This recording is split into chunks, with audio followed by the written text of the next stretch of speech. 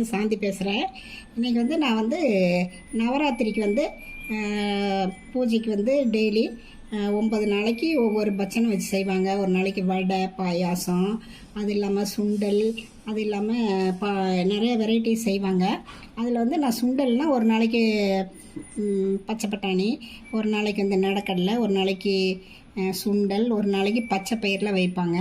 நான் வந்து இன்றைக்கி வந்து நடக்கடலை வந்து காஞ்ச நடக்கடலை வந்து நைட்டே ஊற வச்சு இப்போ காலையில் நான் செய்ய போகிறேன். இல்லை நான் சாயந்தரம் செய்கிறவங்களா இருந்தால் காலையிலே ஊற வச்சுக்கோங்க.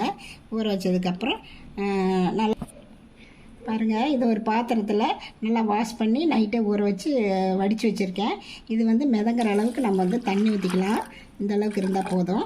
இது கொஞ்சம் அளவாக கொஞ்சம் உப்பு போட்டுக்கலாம். உப்பு போட்டுட்டு ஸ்டவ் ஆன் பண்ணி நல்லா வேக விட்டுக்கலாங்க. குக்கரில் வச்சோம்னா ஒரு 2 விசில் வைக்கலாம். நம்ம வந்து ரொம்ப குழஞ்சிட்டா எதாவது பயமாக இருக்குது, அதனால நான் இந்த மாதிரி வச்சுருக்கேன். ஒரு நல்லா வேக வச்சு நம்ம எடுத்துக்கலாங்க. பாருங்க, ஒரு 10 நிமிஷம் கிட்ட ஆயிடுச்சு. இதெல்லாம் நல்லா வெந்துருச்சு பாருங்கள். நசுக்குன்னு அந்த மாதிரி நசுங்கும் போது தண்ணி வடிச்சுட்டு நம்ம தாளிச்சிக்கலாம். ஒரு பேன் அடுப்பில் வச்சு கொஞ்சம் எண்ணெய் ஊற்றி வச்சுருக்கேங்க. அது காந்துருச்சு. கடுகு, உளுத்தம்பருப்பு, கடலைப்பருப்பு இதை போட்டிருக்கேன். எல்லாம் பொரியிடும்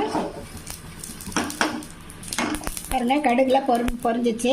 ஒரு சின்ன பெரிய வெங்காயம், ஒரு பச்சை மிளகாய் இதெல்லாம் கட் பண்ணி வச்சுருக்கேன். ஒரே ஒரு வரமிளகாய், கருவேப்பிலை இதெல்லாம் நல்லா வதங்கிட்டுங்க. கொஞ்சம் பெருங்காயத்தூள் கொஞ்சம் போட்டுக்கலாம். ஒரு 1/2 ஸ்பூன் பெருங்காயத்தூள் நல்லா வதங்கிட்டுங்க. வெங்காயம் நல்லா வதங்கிட்டு ஒரு நடக்கடலை பருப்பு இதோட சேர்த்துக்கலாம்.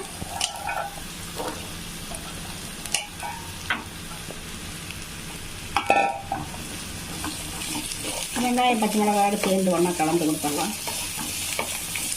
கொஞ்சம் தேங்காய் பூ சேர்த்துக்கலாங்க, திருகின தேங்காய். அவ்வளோதாங்க, முடிஞ்சு. இது கூட கொஞ்சம் மல்லி இலை போட்டு நம்ம இறக்கிடலாம். அதனால் தாளித்து ஒரு பவுலுக்கு மாற்றி வச்சுருக்கேன். அடுத்ததாக வந்து நம்ம வந்து சுண்டல் தாளிச்சுக்கலாங்க. அடுத்ததாக சுண்டல் வந்து 1 கப் எடுத்திருக்கேன். அது 200 கிராம் அளவு. அதை வந்து ஒரு 8 மணி நேரம் ஊற வச்சு வாஷ் பண்ணி ஒரு குக்கரில் போட்டிருக்கேன். இதுக்கு வந்து அளவாக உப்பு போட்டு நல்லா மிதங்கிற அளவுக்கு தண்ணி ஊற்றி ஒரு 5 விசில் விட்டு எடுத்துக்கலாங்க. பாருங்கள், சுண்டல் நல்லா வெந்துருச்சு. இப்படி நல்லா நசுக்கி பார்த்தோம்னா பாருங்கள் மாவாட்ட போயிடுச்சு. இதை வந்து நம்ம தண்ணி வடிச்சிட்டு தாளிச்சிக்கலாம். ஒரு கடாயில் எண்ணெய் ஊற்றி வச்சுருக்கேங்க. கொஞ்சம் கடுகு போட்டுக்கலாம், ஒரு 1/2 டீஸ்பூனு. கடலைப்பருப்பு, உளுந்து இது நல்லா செவக்குதுங்க.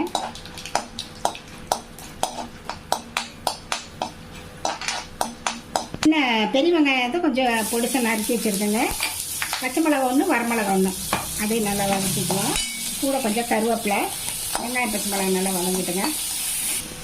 தேங்காய் பூ திரி வச்சுருக்கேன், அதையும் சேர்த்துக்கலாம். நம்ம ஒரு பரட்டை பரட்டி விட்டுட்டு இந்த அவிச்ச சுண்டல் வந்து இதோட ஆட் பண்ணிக்கலாங்க.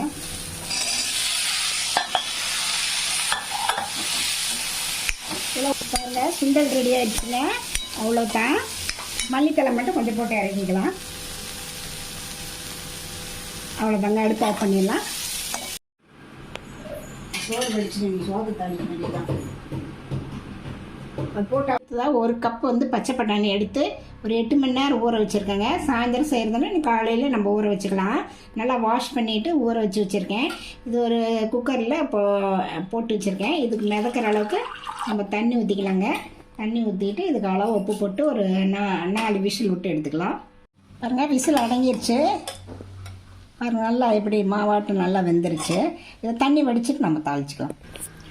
ஒரு கடாய் வச்சு 1 ஸ்பூன் எண்ணெய் வச்சுருக்கேங்க. எண்ணெய் காஞ்சிருச்சு. கடுகு, உளுத்தம்பருப்பு, கடலைப்பருப்பு 3 போட்டிருக்கேன். நல்லா பொரியிட்டோம். பெரிய வெங்காயத்தில் ஒரு 1/2 வெங்காயம் கட் பண்ணியிருக்கேங்க பொடிசாக. கருவேப்பிலை கொஞ்சம் ஆட் பண்ணியிருக்கேன். ஒரு சின்ன பச்சை மிளகாய் 1 அதையும் கட் பண்ணி போட்டிருக்கேன். வெங்காயம் நல்லா வதங்கிட்டோம். ஒரு கறி மசாலா வந்து அது ஒரு 1/2 டீஸ்பூன் போட்டிருக்காங்க. 1 நிமிஷம் இதுலேயே இருக்கட்டும். சுண்டலை பட்டாணி இதில் ஆட் பண்ணிக்கலாங்க. ஒரு 1 நிமிஷம் நல்லா பரட்டி நல்லா விடுங்க. இப்போ இந்த பட்டாணியில் இருக்கிற உப்பே இதுக்கு போதுமானதாக இருக்குது சாப்பிட்டுக்கிறதுக்கு.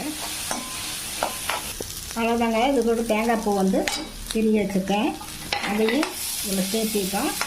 அவ்வளோதான். இதில் வந்து மல்லித்தலை போட்டு நாம் ஸ்டவ் ஆஃப் பண்ணிடலாம்.